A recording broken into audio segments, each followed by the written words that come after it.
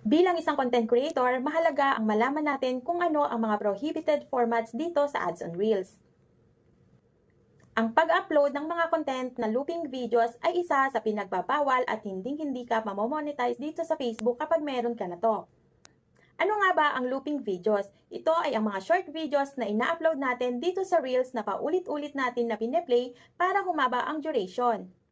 Isa sa example ng looping videos ay ang mga GIF na ginagawa nating Reels, nilalagyan lang natin ito ng music.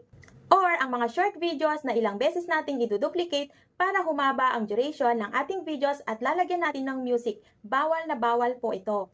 So, kung gusto mo ma-monetize dito sa Content Monetization Program, iwasan mo ang mga prohibited formats na to.